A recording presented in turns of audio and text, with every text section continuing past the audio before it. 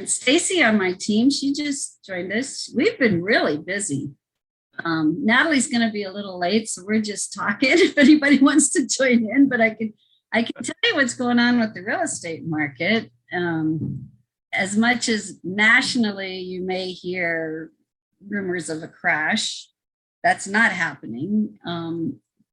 What happened in 2008 was people were getting loans that just didn't qualify, and they would get a loan at a 2% interest rate and qualify at the 2% interest rate, but a year later it was going to be 3 and then 4 and then 5. And when it got up to 5, they couldn't afford it anymore. That's not happening now. Now we do, those loans are coming back, but they have to get qualified at where they're going to end up. But there's so much equity out there. We see no signs of foreclosures or short sales or anything that happened back then. It's a totally different market. But in our area, we are still getting multiple offers.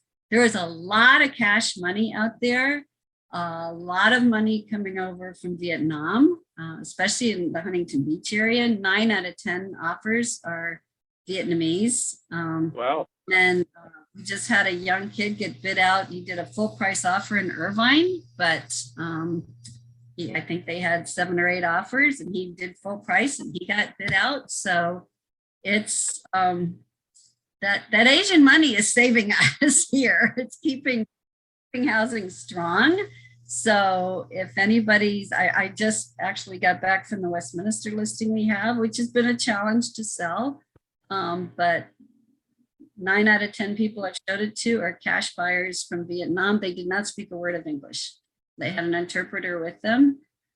But that's keeping our market strong here. They're not from Little Saigon, are they? They're not from Little Saigon? They're from South. They're all from South. All the money's in South Vietnam. So wow.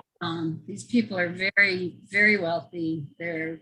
Everybody I've met has been from South Vietnam. All the offers we've had have been from South Vietnam, and they all have a lot of money. There's a lot of money there, and they're bringing it here, and it's really helping our housing market.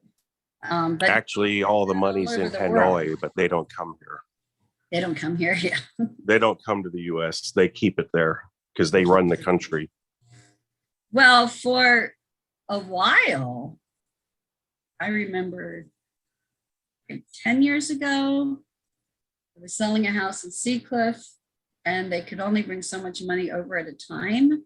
So it was like 50,000 every other day. They weren't allowed to bring it over at once. So we kept watching the money come in till I think it took about 9 weeks till we could, it was cash, but we had to wait for the money to come in. Now, most of the money's here, and they saved it. They all have multiple businesses. And in fact, every person I've talked to, it's an interesting house because it really is an investment property. I don't know if you've all seen it, but it's the big Craftsman that we have in Westminster. And I've never had a house I couldn't sell, but this one has definitely been a challenge. And don't say Westminster. It's Westminster. Westminster. I'm sorry. You're right. Westminster. But it's a 6-bedroom Craftsman house built between 1902 and 1910. We're not even sure.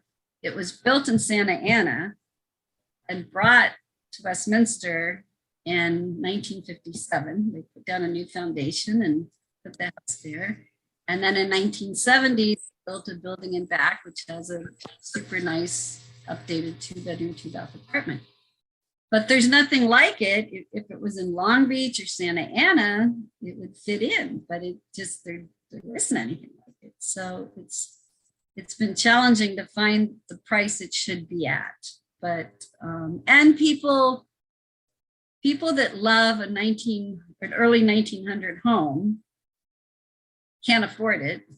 And the people that can afford it are a little afraid of a house that old. So it's definitely been a challenge to sell, but we're getting that price down. We knocked it down this morning to $1,475,000, and my phone immediately started ringing. So it will bring in at that price. It appraised at $1,530,000 last month, and the rents would definitely cover the mortgage at that price. So if you know anybody looking for a great investment that might love a beautiful Craftsman home, which has been renovated, and boy, has Christy seen it. Stacy's seen it. It's a very cool home. I love it, but I already have 3 homes, so I don't need another one right now. So, but in any case, the market, if you know anybody looking to sell, please let us know, because homes are selling. We have been closing an escrow every week. And this is the only one I've had a challenge with. And it's just a very unique home that we just got to get to the right price. So let's see who's I'm getting an update. Okay, so I'm looking at looking online, and it says that interest rates are 6 to 6.9%.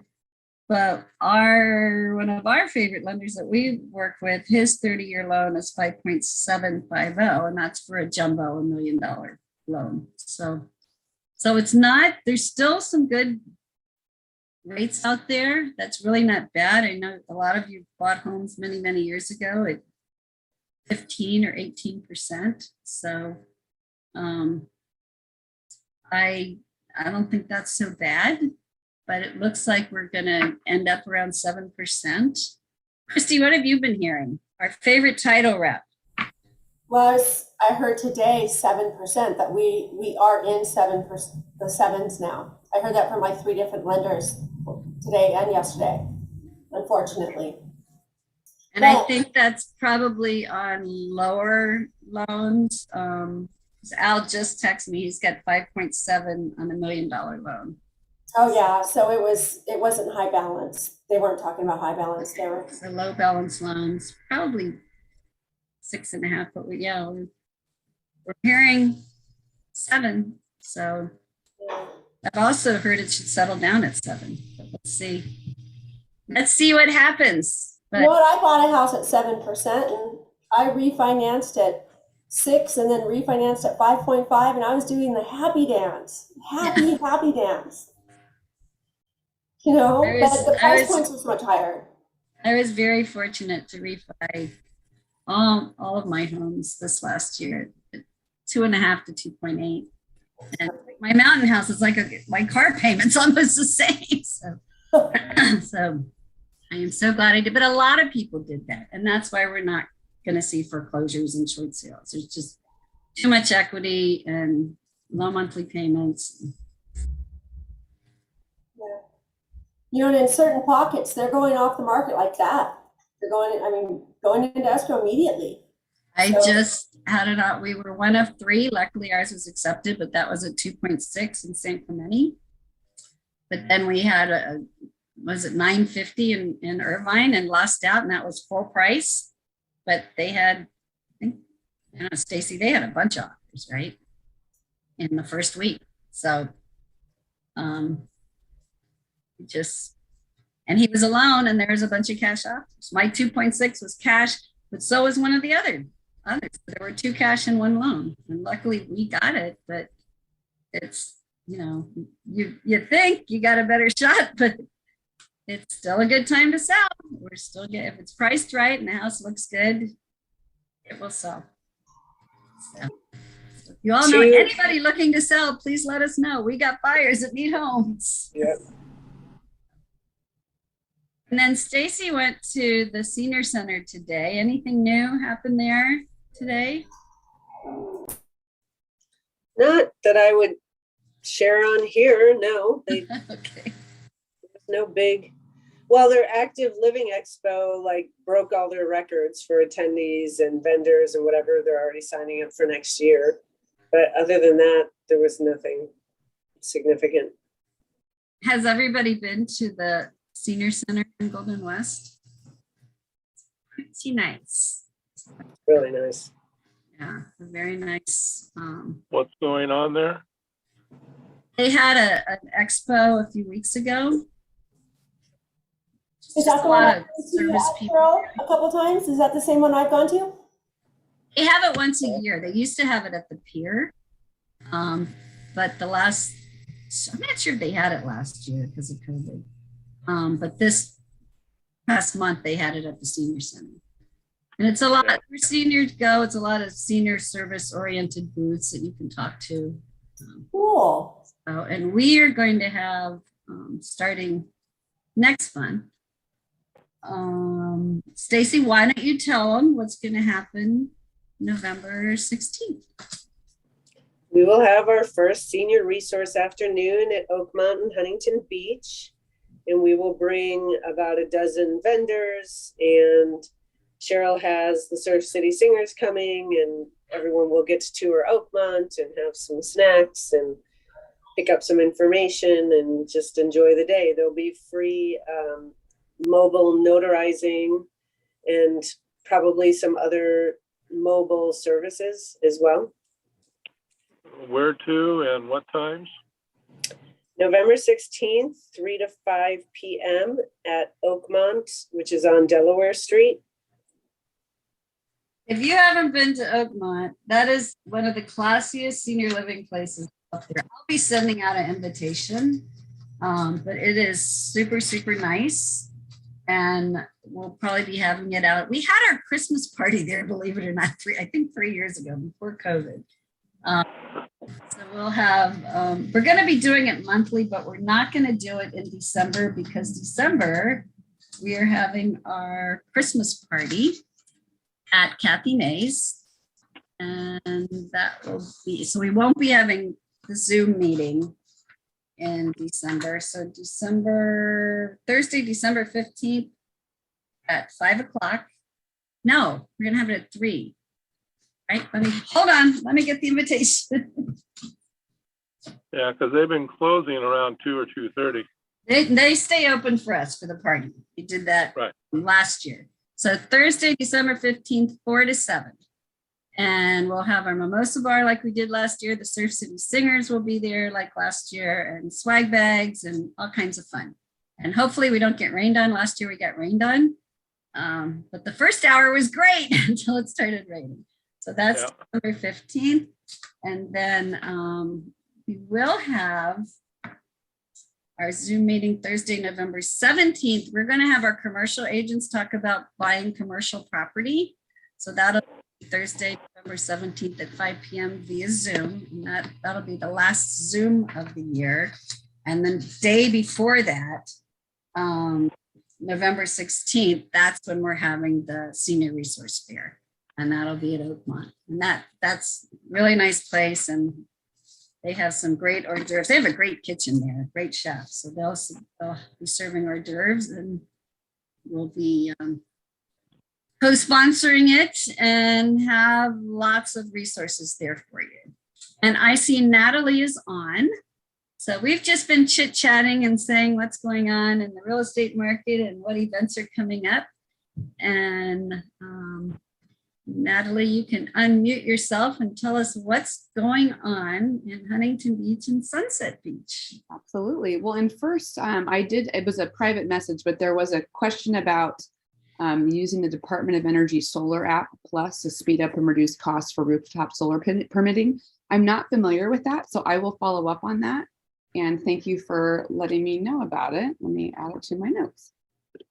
So there's so much to do, but we will talk a little bit about sustainability and climate and things that we can do with regards to that too. So, okay. So hi, everybody. I'm Natalie Mosier, City Council member, one of 7 council members. And I just wanted to talk about a couple of things and then open it up for questions as well. One thing that Cheryl had let me know was there were some questions, or maybe you just wanted an update on, any businesses and development activity, especially in the Sunset Beach area. So I got a list of things. Some of them there are things that have been open, so you're probably quite aware, but I figured I'd go over it anyway. I'm just going to kind of read it off. And yeah, so recently opened businesses include Succulent Coffee, which is just south of Sunset Beach in Peters Landing, or just south of Sunset Beach. I haven't been there yet. I do love good coffee though. Bill's Barbecue, but I guess they've expanded at Peters Landing. They're delicious. Himalayan Grill, the Cliff Diver, stylish Pacific-inspired restaurant offering Mexican seafood and other favorites. And then I think this might have been mentioned last time, but it's in the news. that Calico Fish House by original Slapfish creator Andrew Gruel is coming to the former fish house at 16600 PCH. Nothing has yet been submitted to the city, but they have inquired about signage. And there is an article that I can actually link into the chat as well. So you have a little bit more information about that. Hopefully that'll work. And then there's a proposed development, the Sunset Beach Hotel at 17,145 PCH. There's a demo permit that's issued, but no final plan submitted for plan check. Do you know if that's where that big car wash was that's been vacant for a long time? Is that? I feel like it is. Hold on, let me double check. Yes. Entitlements for demolition of an existing car wash and development of a 3-story 12-unit hotel with an 1,800 square foot commercial tenant space on the ground floor and 2 consolidations of 7 parcels into 1 parcel. Wow. And then the final thing for this section is PCH mixed use building, and that's at 16655 PCH, submitted for plan check. Entitlements approved for a 3-story, almost 6,000 square foot restaurant with 545 square feet of outdoor dining, ground level parking to serve the commercial use. That will include consumption of alcohol, 3-story, 1,700 square foot townhome with a 364 square foot 2-car garage and 825 square foot rooftop deck. So you got all of the details there. That's what I have. Probably more. That little town, that much is going on. I know. That is crazy, but there are still a bunch of homeless people camping out by the playground. So is that? So when you questioned me earlier about there being an encampment, and I would challenge you about there being an encampment. There are people who are homeless who are there during the day. An encampment would say that people are there constantly and they're not moving anywhere. And that is a very different story. The homeless task force regularly every day is out there talking with them, with the folks that are out there and offering services. I did mention in a previous month that we had reached out to a number of them with regards to our Project Home Key interim housing. One gentleman is actually currently in Project Home Key who previously was out there most every day. That's great. We have 2 other people who are still on the list for that as well. And the one gentleman who is an artist, the other 2 are trying to convince him to also sign up. So it's kind of everybody trying to work it out together. We currently have about 20 plus people from Huntington Beach in the Project Home Key, which is called HB Oasis on Beach Boulevard. It is currently full, which also means it had to be, I think 90% full. And by the way, that still moves along because when they're in there, it's currently interim housing until we get a move to permanent supportive housing, which means people are using housing navigation to try to find a permanent home. So there will be turnover there. So the fact that it's presently at least 90% full doesn't mean that there won't continue to be people moving through that. And really this is for people, when we have the navigation center, which is considered congregate shelter, this would be considered non-congregate shelter. So for people that maybe congregate shelter doesn't make the most sense, or who have been chronically homeless and out there a really long time, that's generally for the people that are going to be there, and also for women a lot of the time too, or seniors. So that's generally who's going to be there. But to get back to Sunset Beach, so those are the services that are being offered. Again, we're not going to completely erase or eradicate homelessness. That's, of course, would be a great goal. Certainly, we can look at probably, certain populations getting down to a functional 0, like veterans and chronically homeless. We're always going to see some kind of churn, though, in and out. And I do have actually a bunch of numbers about our homeless shelter and the system and how many people have been housed in the last year. And it's actually a lot of really good information. But along with that, and feel free to post questions or ask me questions too about anything homeless related to. We did start actually yesterday officially this HB Cares program. So this is Homeless Services Volunteer Program. Throughout the many years that I've been working to kind of work on this challenge of homelessness in Huntington Beach, A lot of the time we have, number one, there's a ton of different nonprofits and faith-based organizations who are already doing a ton of great work on this front. But there's a lot of people in the community that have wanted to know, like, what can I do to help? I want to participate. And I think that anytime you get people to really participate in something and invest their time in it, they kind of get just more knowledgeable about what the facts are, and also can become ambassadors about, I guess, the real information, and can really help. So I'll share the link after I'm done here. But essentially, we have a training program. There's many different places that people would be able to kind of serve, both at the, let's see, I want to make sure I don't say the wrong things. At the Navigation Center, there's going to be different opportunities for like facilitating life skill groups, like financial planning, job interview skills, resume building, communication skills, and other things like that, more class-based. Also, there's an opportunity for community ambassadors, where they would actually be kind of on the ground in the neighborhood around the Navigation Center, talking to businesses, talking to people about their experiences, sharing with them, how the Navigation Center is actually working, picking up trash, just making sure all of those things are happening. And then also we are working on with the food security team with local restaurants and grocery stores to facilitate donations to the Navigation Center. And I think this is a really great one. Senior navigators, you might have heard, well, one, there's a lot of housing insecurity for a number of our seniors in our community for various reasons.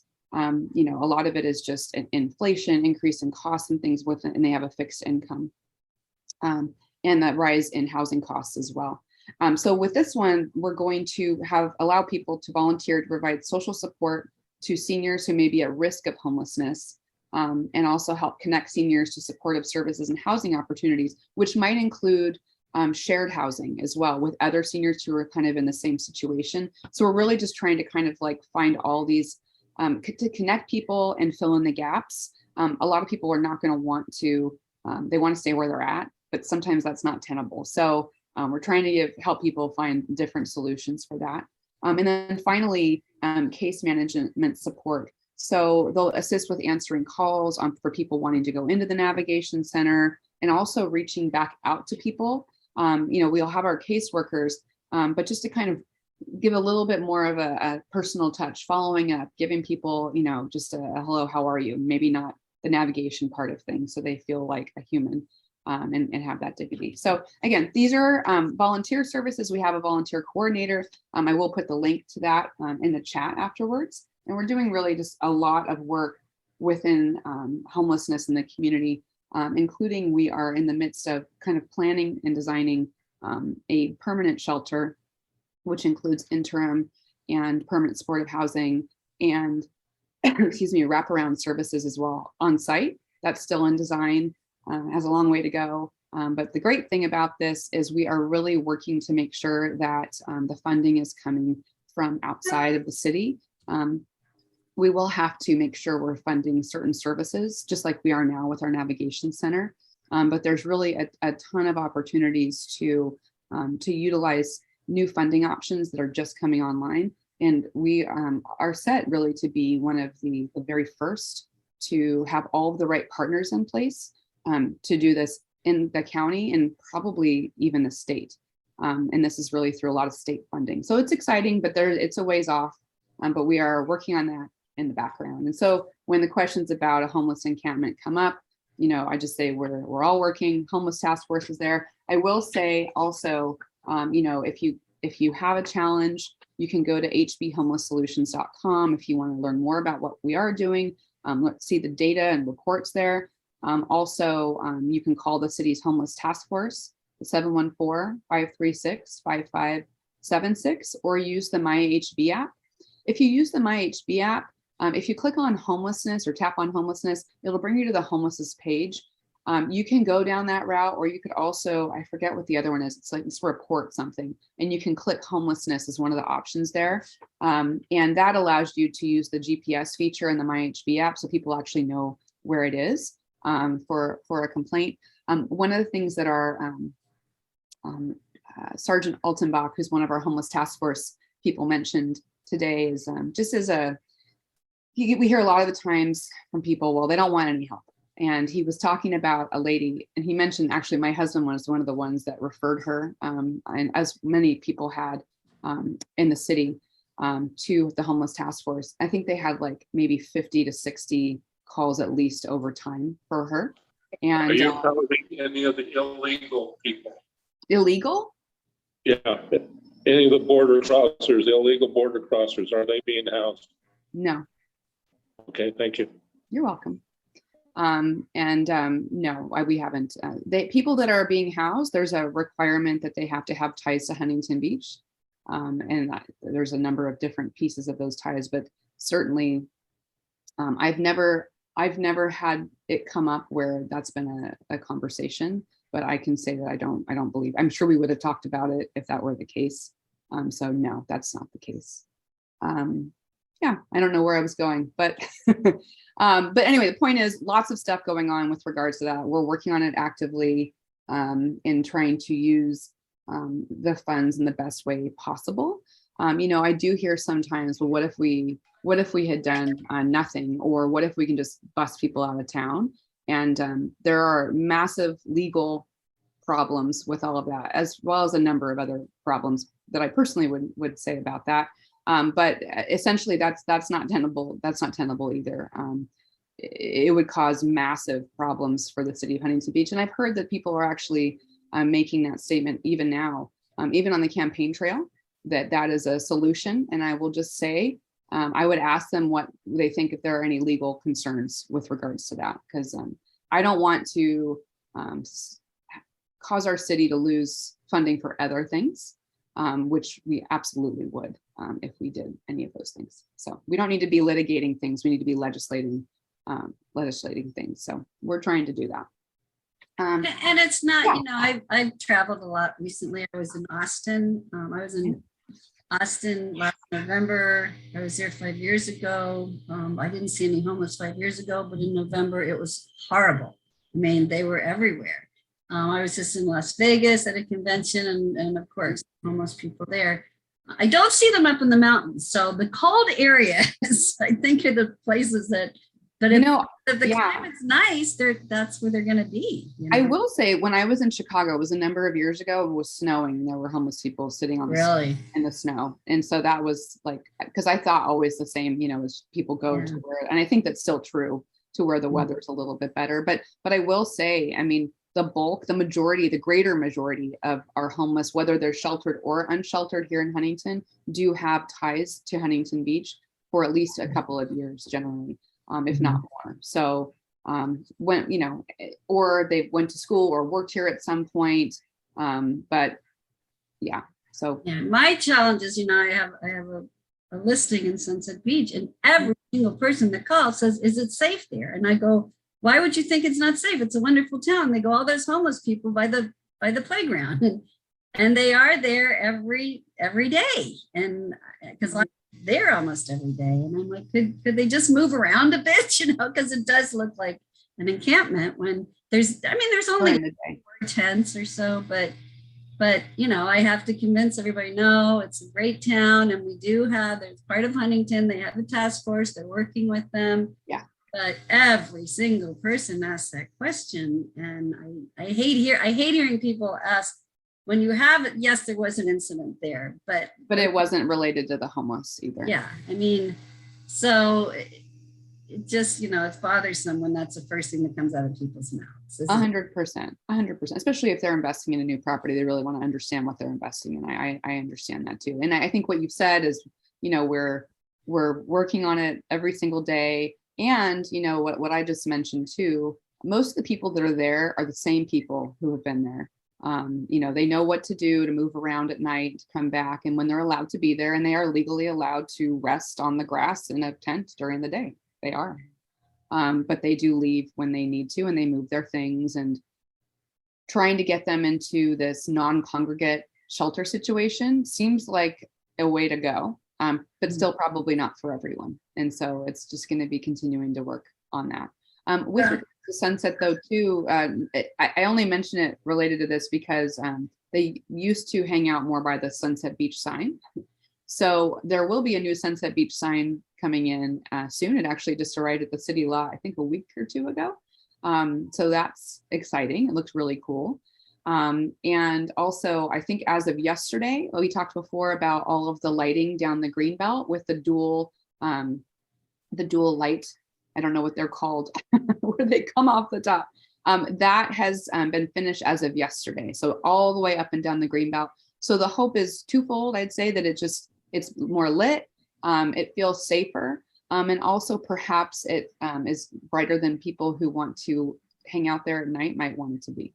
So all of those I things. think too, when the hotel I mean, I know that'll be a while, but to have that empty car wash lot just is inviting, So Yeah. I think once the hotel goes in, and it's great that all these new businesses are coming in. I think Yeah. I mean, really activating. yeah. And I've been to a couple of those restaurants and they're great. So everybody go to Sunset Beach, Peter's Landing. There's new restaurants in there, and go try them out. So And then another actually a great thing, little town. we are, I'm on the environmental and sustainability board for Huntington Beach. And we just had a presentation last week from Surfrider on being an ocean friendly community and kind of all that entails. We're looking at presenting to the city council. So hopefully in the next probably 2 meetings, the potential to try to be one of these ocean friendly communities based on the Surfrider kind of requirements. And I'm really excited about the potential of doing that.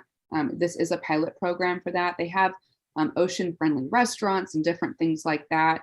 So do look out for an upcoming city council meeting. And it's also probably on our environmental and sustainability board minutes as well. So that's great to be making sure that we're, trying to be as sustainable as we possibly can, protecting our waterways as well, and just doing the right thing with regards to that. I'm sure I can think of some other things. Oh, one important thing is we have our first Huntington Beach Community Cafe coming up on October 26th. So that I'm putting that in the chat. That's going to be basically getting neighbors to come together. It's a monthly cafe at the city of Huntington Beach at the public library in the basically by the theater area. Includes dinner. You get to chat with other people, with other neighbors, and really we have some guiding questions that help, people talk about parts of their story or things that are important to them that maybe you wouldn't normally talk about. We had a preview of this last month, and a lot of the people that came because I told them they had to be there. And they asked me, well, what is this? And I said, don't worry about it, just show up. And to me, that was kind of the important part, like just getting people to show up. And all of them were like, wow, that was a really great experience. And I know even I participated in at the tables that I was at, because you do switch around. So you're not with the same people the whole time. I knew most of the people, but the stories that I heard, I did not know about the people. And it really kind of, shifted the way that I, think about the people in a really good way. And I think that, our goal is to really be able to kind of, bring neighbors in Huntington Beach together, kind of one conversation at a time, get out from behind keyboards, get in front of people, talk about things that are not necessarily difficult, but, we might get more difficult as time goes on, but more talk about the story. So it's not about fighting or debating facts per se. It's a really great thing. Andrea dinner. I encourage people to go. At the end of it, we had what's called a harvest of all of the ideas and things that came up. And it was this graphic recording. I don't think we have it on here yet. It's super, super duper cool though. And I'm excited to share it later with you, but I hope you come.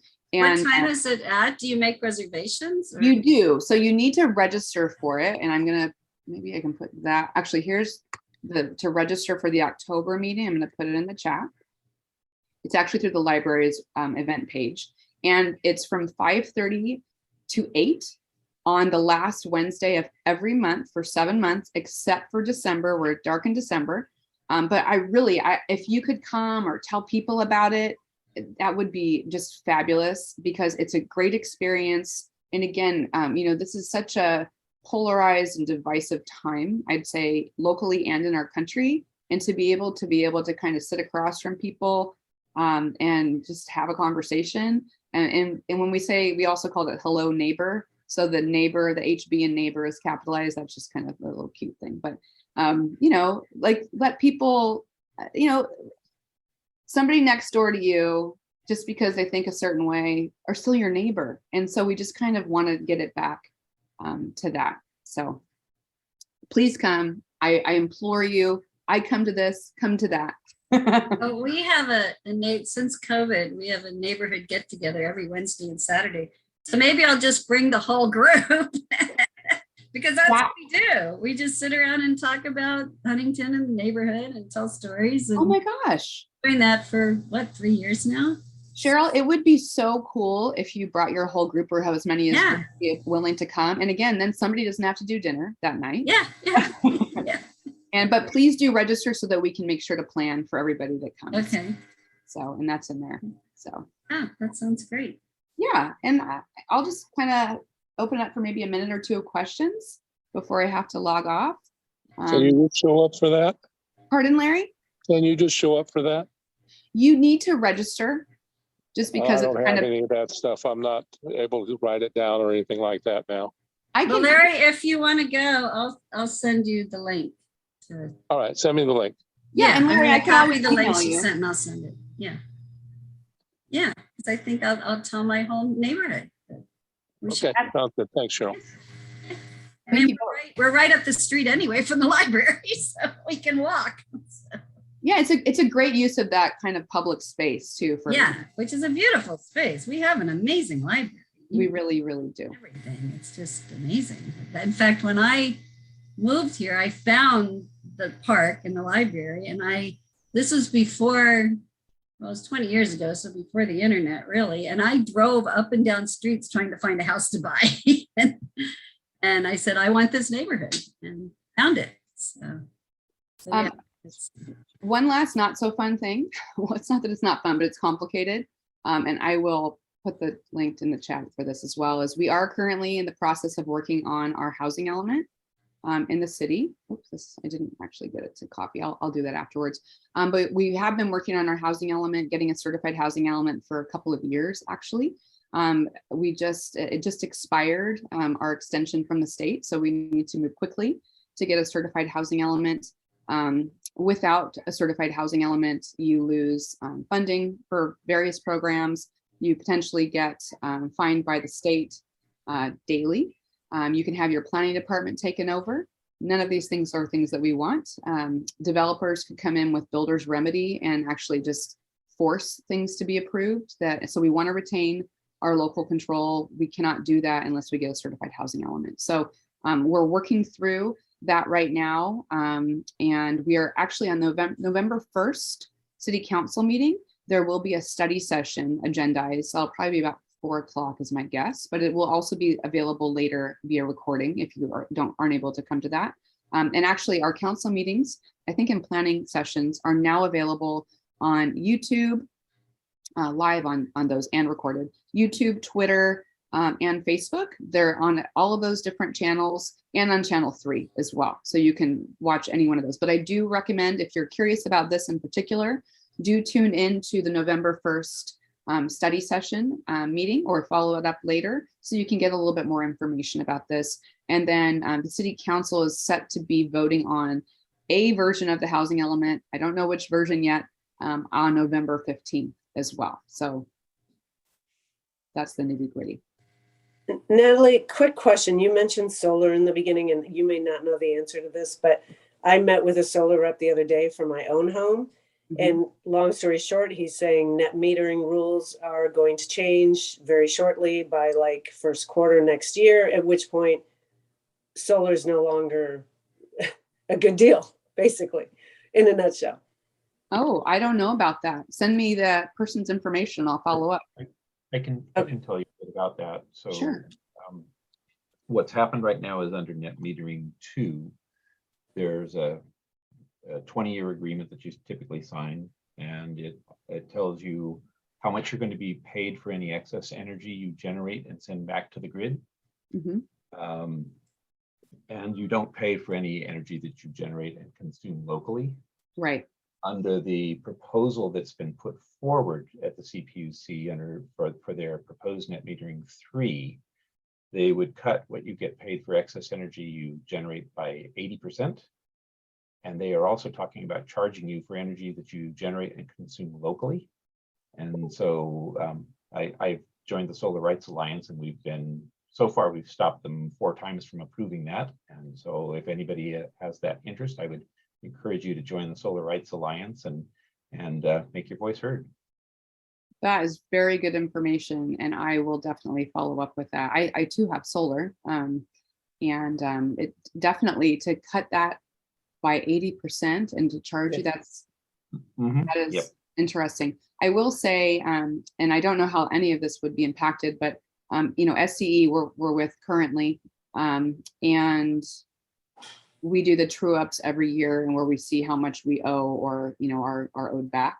And I will say with OCPA, if you do have solar, you're automatically opted in, but it's on a rolling basis for OCPA with people with solar. So do look that up on their website.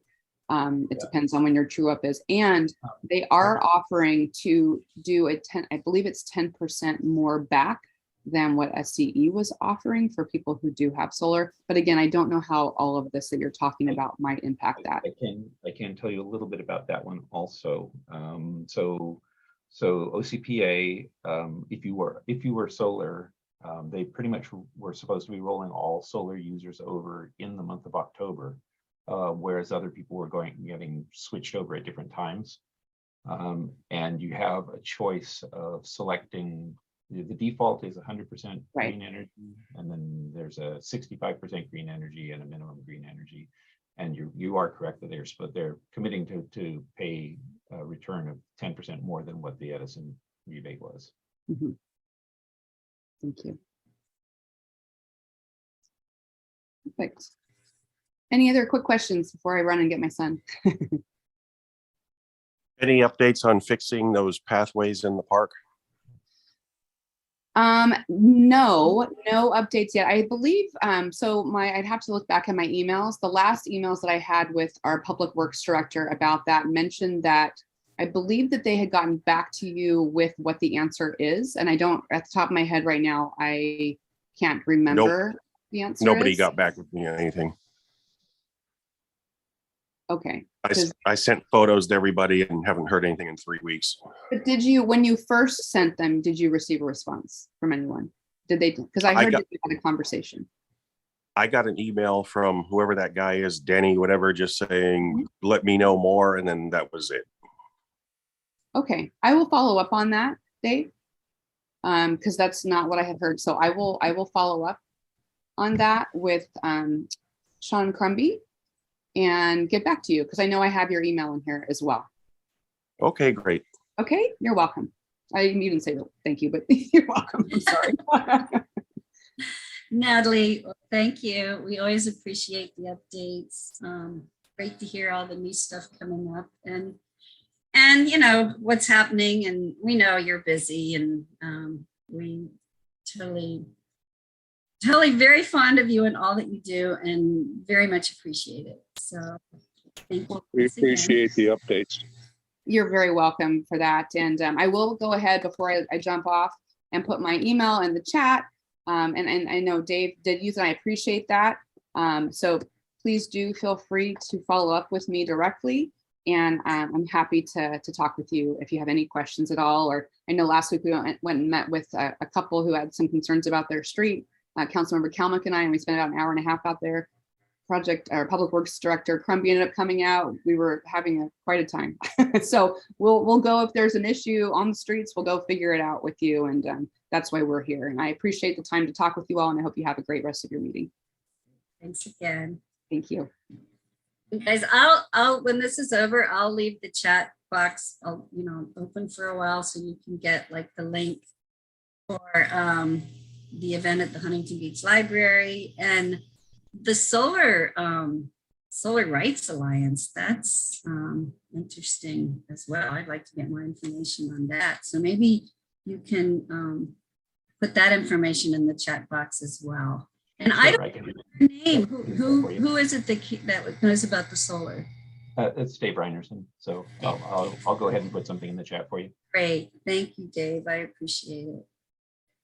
Okay, so next up, we have Steve here from On the Mend. Steve is his business is in Huntington Beach, and they help seniors get around in their home. One of my neighbors just won the contest they had for the super cool recliner that pops you out of your seat. And she, to this day, she says she's so happy.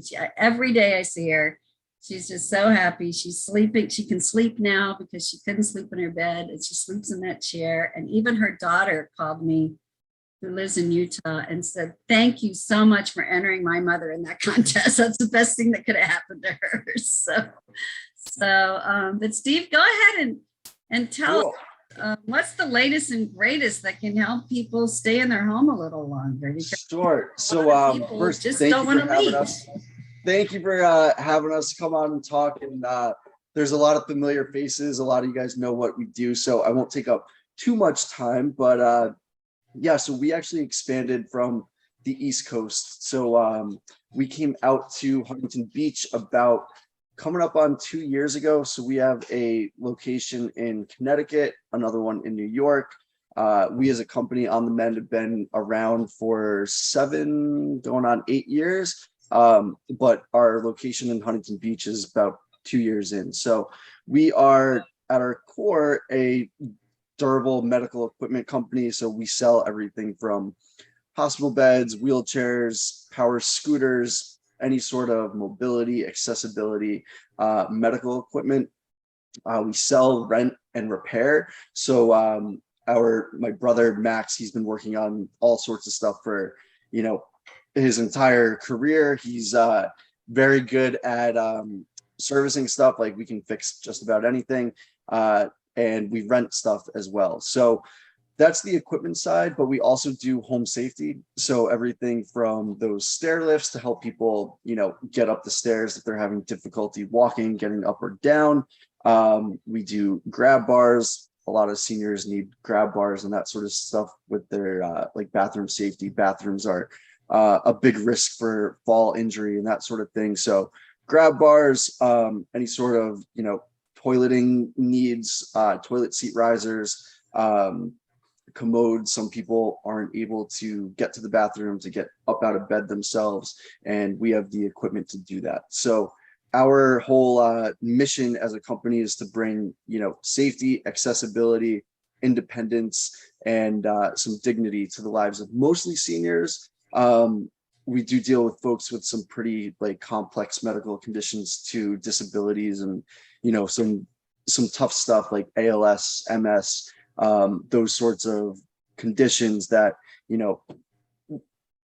warrant someone needing full-time care or prohibiting them from getting around on their own, getting out of bed, using the bathroom, feeding themselves, that sort of stuff. So we have all sorts of equipment, mobility stuff, patient transfers, so like Hoyer lifts and sit to stand lifts, rehabilitation equipment. We got a call today for a gait trainer for a young patient. So we're trying to help him out and find the right piece that's going to, help him get on his way to walking. We install custom ramps. So we were also doing that today. So put in a 20-foot wheelchair accessible ADA compliant ramp in someone's house. So yeah, we offer free complimentary home safety assessments. We go in, for the most part, look at a couple key features of someone's home, like how they enter. A lot of times there's steps or uneven walkways, things of that nature. So ramps, vertical platform lifts, which is essentially like an elevator. And yeah, we have solutions for a lot of different scenarios. And our biggest thing is just equipping the home to make it safer, more accessible, preventing falls, which is huge. When old people take a fall, a broken hip or something is a really serious thing. So our whole idea is to help people age in place and make their home a bit safer and more manageable as they get older or dealing with those sorts of conditions. Steve, what's some of the things for fall prevention that you guys can do?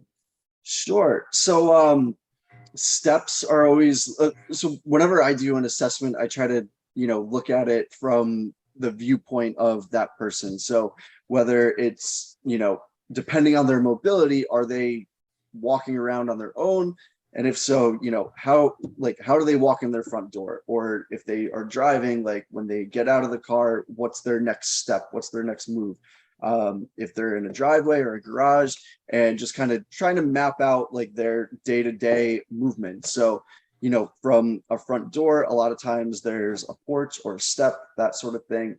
A couple steps. So like to be ADA compliant, they recommend or mandate a foot of ramp for every inch of rise. So depending on if it's like 1 or 2 steps, that might be prohibitive just given the space. Like in one of those like mobile home parks, space is pretty limited, and a lot of those are like a 28 to 30 inch rise from that carport to that entry point. So for a case like that, deciding and also working with the customer, given a budget, are we going to do a ramp or a platform lift to get them into that front door? And then once they're inside, really anything that's more than a 1/4 inch, even like a 1/2 inch, really even a 1/4 inch can be a tripping hazard. Even if someone's on a walker or a rollator, like a threshold in a doorway or any sort of lip of carpet is a big one. Just like that's always, if there's like a carpet and then hardwood, it's a point where someone might trip up. Or if they are on a walker, to get over that little bump, like that could cause some shakiness. So I look at all the thresholds. I look at sort of, a lot of times we run into people who have like way too much stuff. So that's usually a recommendation right off the bat to get rid of a bunch of stuff and clear out the clutter, because that's only going to be obtrusive for someone getting around, especially with limited mobility. A lot of times stairs are like an issue for folks. So we can install a stair lift usually like same day or next day. If it's a straight stair lift, we keep them in stock. They're pretty universal. We could have one in definitely like same week. So stair lifts, platform lifts, what else? And then bathrooms and bedrooms, a lot of people, like that's where people spend time and also are, moving from like one direction to another. So bathrooms, a lot of times it's tile floors, it's wet in there, like that, like the bathroom is always, a lot of falls take place in bathrooms. So, grab bars, like great option, like especially for older people, like they can't hurt. It's a good point. We usually put one, at least 2 for like most common showers, like 1 upon entry.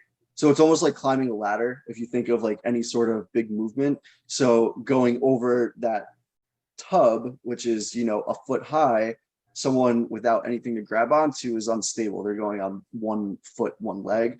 So to have a grab bar that they can grab onto on the side of the shower, get their leg up over the tub, and then another point to grab onto to pull themselves in. Just like climbing a ladder, like you wouldn't want to like jump 2 steps without anything, like a hand on something. So trying to look at it from that point. Super poles we actually use a lot of these.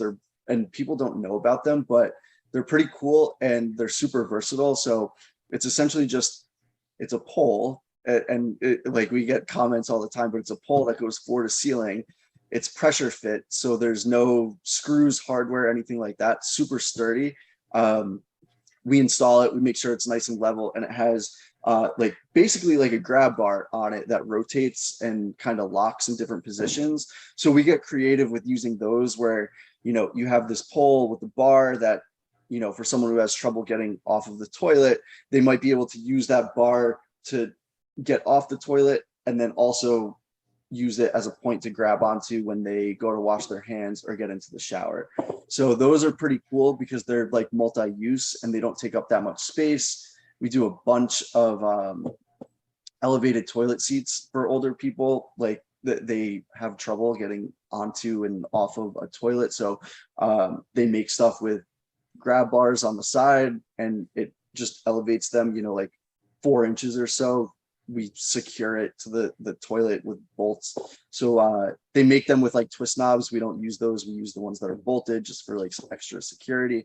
And yeah, bathroom safety. And then in the bedroom, again, depending on the person's mobility, a lot of folks that we deal with probably would benefit from a hospital bed.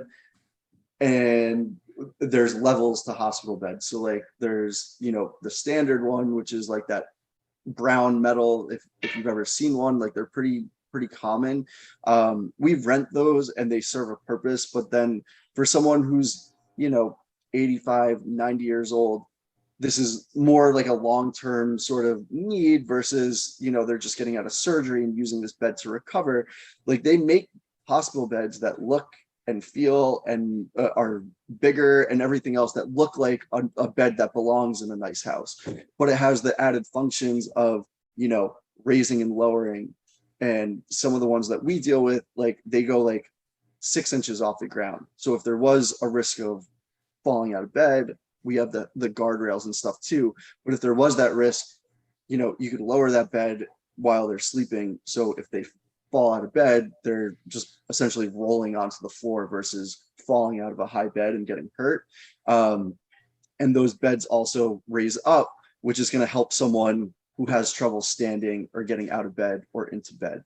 Same as like when you go to the doctor, the tables are always high. And the reason for that is your leg is basically already extended. So you don't have to like bend too much. So they have all sorts of stuff, alternating pressure mattresses for folks who, are spending a lot of time in bed or with basically no mobility. Skin breakdown and pressure sores and that sort of stuff become a concern. So they make mattresses that they're basically like air mattresses, but they have different sort of air chambers in them, and they inflate and deflate to, keep that person constantly moving. So all sorts of different stuff. We do the reclining lift chairs, like people love those. We gave one away, but they have all sorts of different ones, different styles and colors and materials. So again, like we try to provide stuff that first and foremost is good quality and is going to serve like the purpose of, either helping you stand up, or those chairs are also good for, if you've ever seen like the people with the big swollen ankles, usually like overweight, like it almost looks like a little like unhealthy skin. Like that's caused from fluid buildup in the legs, which is usually a cause from, bad diet and also like bad circulation. Like you're not moving enough. So obviously the best thing to do is to move around more. But if you have someone who isn't really physically able to do that, the hospital beds and the lift chairs can actually put you in a position, like physically, like they call it Trendelenburg, like they have different positions, but those will allow you to put your body into a position that promotes better circulation, even if you're not doing anything, even if you're just like sitting watching TV. Like we see it, like someone uses the chair and actually uses it how it's intended. It kind of puts you on like an axis where it raises your legs above your heart, and it kind of just lets gravity do its thing, where some like that fluid, that blood buildup, like that's all pooling in your legs from not moving. Gravity is sort of just allowed, like if you're in the right position, it circulates better. So all sorts of benefits from that sort of stuff. And yeah, so we try to bring like good quality stuff that actually serves a purpose, and work with everyone given their budget and what they're trying to attain. So we do everything from a quick, very economical fix, like we can build stuff, we custom do stuff. We have everything like in stock, ready to go. That's like our biggest thing. Someone calls for something, they usually need it pretty quick. And we do a good job at keeping stuff in stock, being responsive. And yeah, and then we've also been in, $10 million homes in Laguna Beach, and someone's like, I need a ramp. I'm at the point where I'm inside and it's like one of those split level houses, but like, you don't want to just put down an aluminum ramp and have it take away like the look of the house. So like we built them like a custom, like beautiful, like hardwood, like ramp, like that's what they wanted. So like we used like nice material, like it's stained. It looks like it belongs in the house. It matches their, you know, kitchen, like cabinetry and that sort of stuff, but it serves the purpose of, you know, being ADA compliant, allowing them to, you know, use their wheelchair to get to that next level where like the house is kind of like split with that one or two steps. So all sorts of stuff. But yeah, so our biggest, like we do all the equipment, we sell, rent, repair, and the home safety side as well. So really aging in place and you know, just helping people stay safe, independent, and all that good stuff. If someone's having an event and they need to be ADA compliant, can they rent ramps from you, or can you guys come set those up?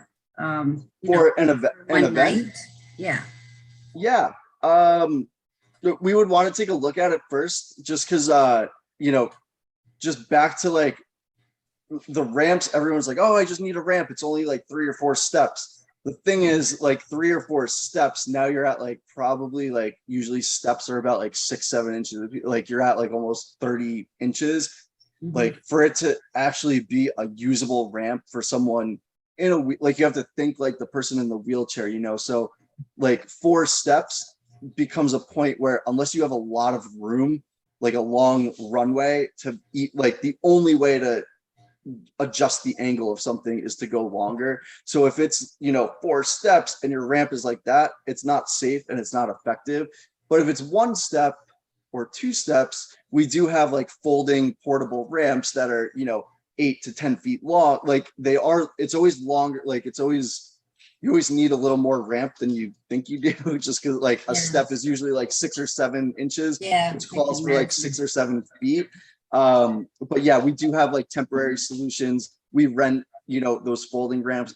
We would just want to see it just to make sure that what we're giving you is safe and adequate for the need. But yeah, we rent, we try to be super easy to work with. Like we rent stair lifts. Like a lot of people don't rent stair lifts. Like it comes a point, like we're usually like, we always try to be honest with people that like, hey, this is probably not worth it for a month, but you know, if that's what you want, like I would recommend, you know, just setting up camp downstairs while you recover from a knee surgery for a month, like rent a lift chair or like a hospital bed instead of doing a stair lift. But yeah, we try to rent just about everything, and we always work with people too. So like, you know, we rent scooters and power chairs and hospital beds and Hoyer lifts and that sort of stuff. And it's always like our standing offer. If you rent something from us, we'll credit you like the full, what if you rented it for 2 months, we will apply the full 2-month rental towards the purchase price. So whatever the purchase price is, if you rented something for 2 months, you just pay us the difference and that's it. So a lot of times the best way for someone to try it is like try it in their own house, especially with like power mobility stuff. You can buzz it around like a scooter in a parking lot, no problem. But you know, it's different when you're in your own house. So we're big on just bringing stuff to people, let them try it. Same lift chair, hospital, whatever it is, you could come check stuff out at our shop, or we're happy to bring it to you, especially like local Huntington Beach, Westminster, like like we're always driving around somewhere. So it really doesn't put us out to bring something to your door, give you a demo in your driveway and let you hang on to it for a couple of days and see if it works for you before you decide to buy. So Steve, how do people get in touch with you, or if they just want to stop by and like he's right in his little so at least for now, our shop is still like by appointment, just because it's only the 3 of us. I was in Irvine today giving a like demonstration on how to use Hoyer lifts at Stanbridge University for like their occupational therapy. Max and Rob, they were out building that 20-foot ramp. They knocked it out in a day.